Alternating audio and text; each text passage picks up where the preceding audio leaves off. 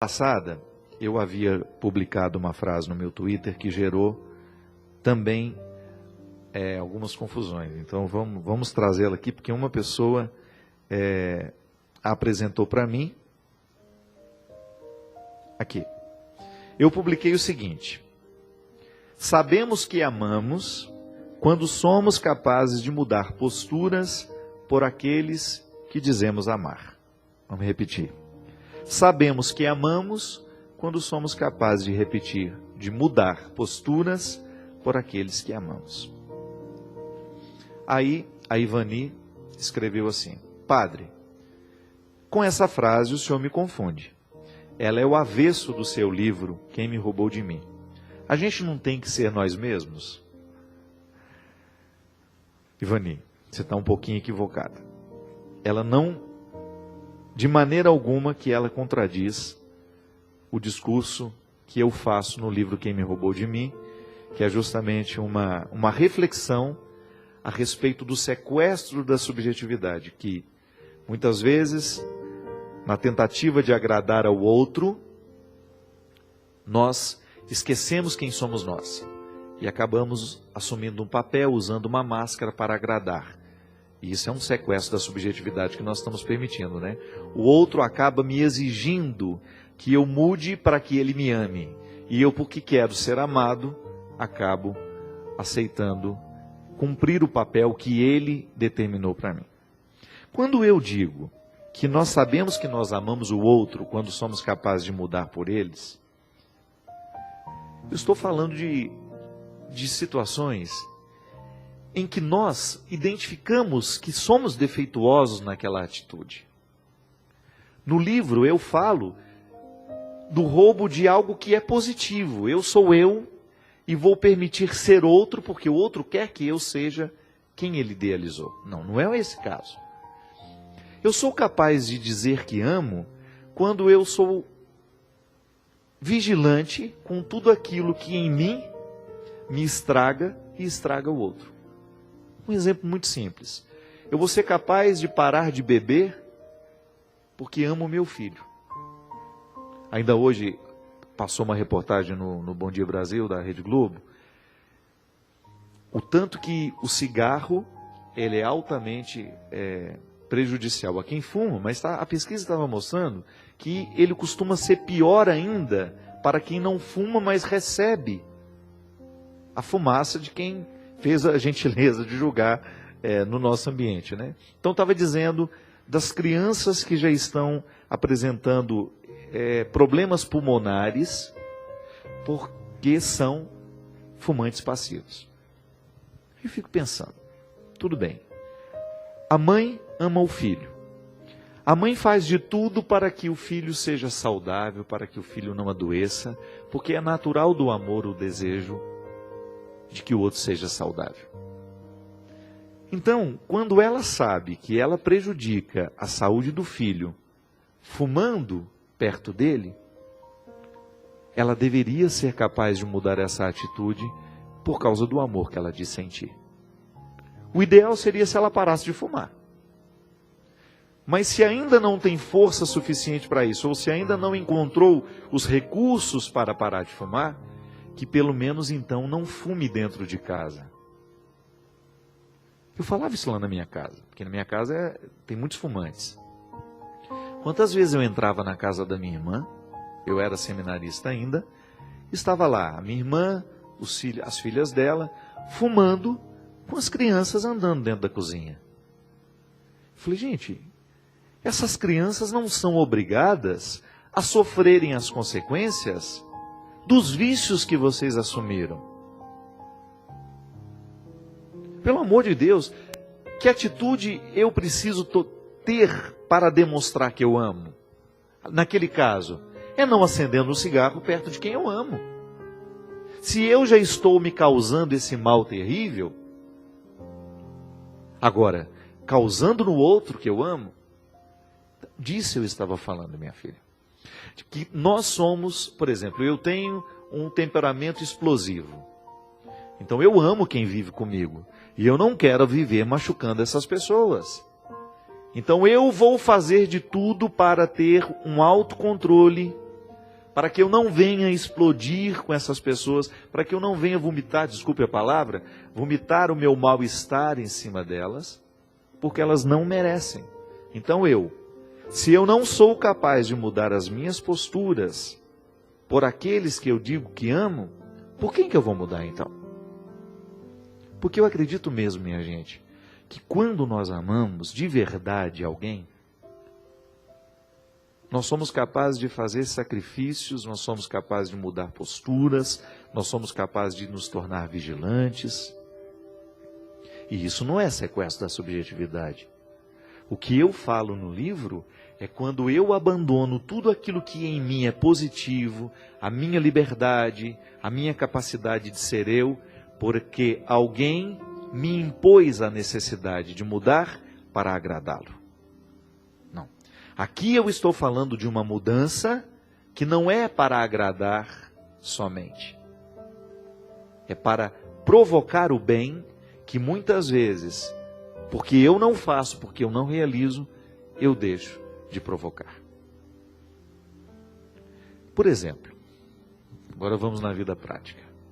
Você que agora me assiste.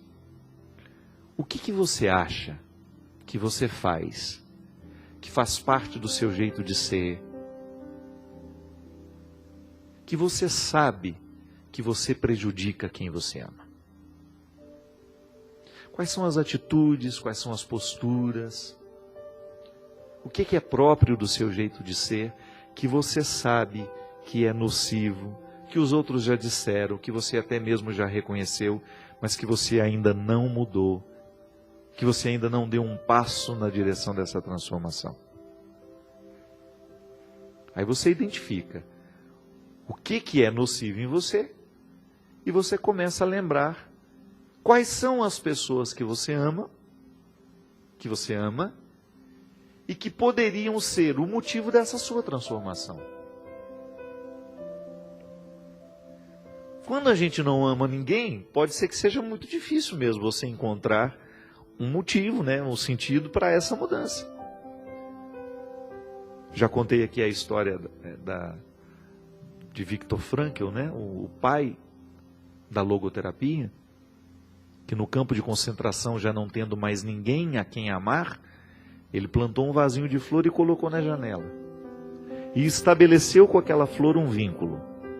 Se eu morrer, você morre também. Então eu vou viver para cuidar de você. E no momento que ele assume esse compromisso de cuidar do vaso de flor, ele devolve a ele o que o campo de concentração havia arrancado do coração dele, que era o sentido para a vida. Porque no campo de concentração, vivendo um regime de escravidão e já não tendo mais a esperança de encontrar alguém que o motivasse, a sair daquele lugar, a suportar os sofrimentos daquele lugar, não tendo mais ninguém que o esperava, ele corria o risco de morrer, de se entregar ao processo da morte, que foi justamente o que ele identificou nos colegas do campo de concentração. Que aqueles que já sabiam da morte de seus familiares, eles se entregavam ao processo de morrer. Perdiam o sentido da vida, porque já não tinha mais ninguém esperando por eles, e entregavam os pontos. Viktor Frankl, para não perder o vínculo com a vida, o que a filosofia chama de maneira tão sofisticada, de elan vital, que é o que nos prende à vida, o que nos faz querer amanhecer todos os dias, trabalhar e lutar e não desanimar, fez com que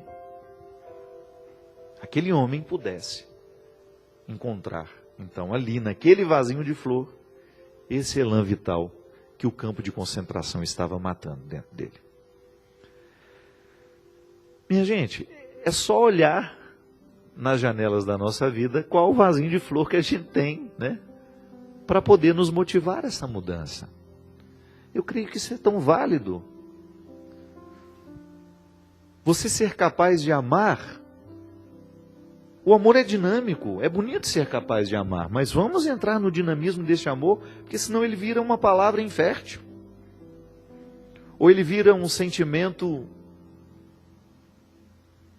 que se vive muito sozinho, né? Não. O amor, ele faz sempre um movimento, é do outro para mim, de mim para o outro, e vice-versa. E ele sempre vai motivando transformações. Porque quando eu olho para a criatura que eu amo, eu reconheço nela onde os meus excessos, aquilo que de mim é prejudicial para ela. E aí eu vou fazer de tudo para que eu tenha condições de me transformar pelo amor que eu sinto. O meu pai parou de beber assim. Eu me recordo, sabe, minha gente? Meu pai foi um homem muito bom, um homem muito trabalhador, um homem muito honesto. Eu não tenho isso aqui para me envergonhar do meu pai. Mas teve um determinado momento da vida que o vício do álcool falou mais alto. E nós sofremos muito com ele. Porque é muito sofrido você ver alguém que você ama vivendo, né, um processo de autodestruição. E depois de longos anos vivendo aquela tristeza, eu me lembro que era menino e eu não tinha vontade de voltar para casa. Ia chegando o final de semana, o meu coração ia ficando apreensivo, medroso, porque eu sabia que o final de semana representaria confusão, briga, porque onde o álcool entra, o vício do álcool, ele abre portas para tudo isso. Então eu me lembro que depois de um fato muito triste que nós vivemos, causado pela bebida dele, ele estava sentado desolado no sofá lá da nossa sala, sozinho. Era um fim de tarde, ele não estava bêbado, ele não estava alcoolizado. E eu tinha muito medo do meu pai, sabe? Eu amava o meu pai, mas eu tinha muito medo dele, porque ele era um homem... Ele era muito silencioso, então eu tinha medo de incomodar, ele era um homem muito calado, eu tinha medo de ser excessivo com ele. Então eu, muito medroso, me aproximei, sentei perto dele, e eu me recordo ainda do tremor das minhas pernas e das minhas mãos, fazendo uma pergunta para ele. Eu perguntei assim: pai, o senhor me ama? Ele me olhou assim, meio assustado, e disse: claro que eu te amo, meu filho. Eu falei: se eu pedir uma coisa para o senhor faria por mim? Aí ele ficou silêncio, baixou a cabeça e falou: o que você gostaria de me pedir? Aí eu disse assim: eu gostaria de pedir que o senhor nunca mais bebesse. Porque a gente sofre muito com o álcool do senhor. A gente sofre muito com o vício do senhor. Eu pensei que eu ia morrer depois de ter conseguido falar isso para o meu pai. Imagina que eu era um menino de 7, 8 anos, dizendo isso ao homem que me trouxe ao mundo, né? As autoridades totalmente invertidas ali naquele momento. E ele não me disse nem que sim, nem que não. Ele me abraçou e me lembro do choro que o meu pai chorou naquele dia. Um choro muito sentido. Eu chorei com ele, saí da sala, e a partir daquele dia, o meu pai iniciou um processo de busca, de ajuda. Eu me lembro que ele ingressou no AA. Eu admiro muito a iniciativa dos AAs, desse grupo de apoio, né? Que é oferecido àquele que deseja sair do vício. E graças a Deus o meu pai superou tudo aquilo. Nós tivemos a oportunidade de vê-lo vitorioso, vencendo os limites do álcool e retornando ao homem que ele sempre foi e que o álcool estava matando. E aquilo para mim serviu como uma lição, minha gente, porque eu acho que a minha palavra naquele momento foi fundamental para que o meu pai se fortalecesse para ter coragem de dar um passo na direção que ele precisava viver. O amor que ele sentia por mim. Eu não tenho dúvida de que meu pai me amava. Ele manifestava isso nas pequenas coisas. E por causa do amor que ele sentia, ele foi capaz de ouvir o meu pedido. Agora, gente, distanciando-me do que eu vi acontecer na minha casa, do que eu vejo ainda acontecer nos dias de hoje lá, eu identifico que quando nós estamos cegos para aqueles que nós amamos, a gente deixa de fazer as transformações que nós precisamos viver. Impressionante o quanto que a criatura amada beneficia aquele que a ama. Porque é na criatura amada que eu identifico o que eu preciso fazer para ser melhor. Isso é o amor, é esse movimento que nos oferece um espelho para que a gente tenha condições de olhar e identificar o que eu preciso fazer para ser melhor. Por quem eu amo, por causa dos que eu digo que amo. É o retorno do amor, é o benefício do amor. É o outro me dando caminhos para eu trilhar e ser melhor. Então não tenha medo. Não tenha medo de olhar na janela da sua vida e descobrir o sentido de tudo isso. Por quem você precisa mudar? Por quem vale a pena mudar? Renovar o sentido da vida carece olhar as pessoas que estão ao nosso redor e a partir delas e por elas a gente tomar decisões que possam favorecer o nosso crescimento, que depois vai beneficiá-las.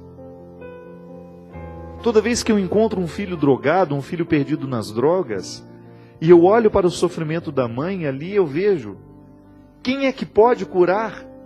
Quem pode curar quem nessa história? É o amor que um sente pelo outro.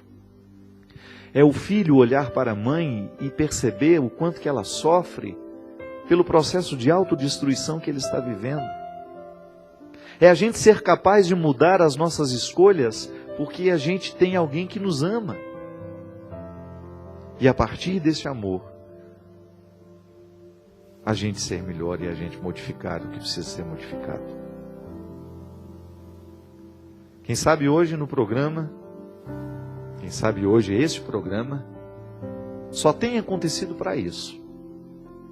Para nos chamar a atenção para o vasinho de flor da nossa vida.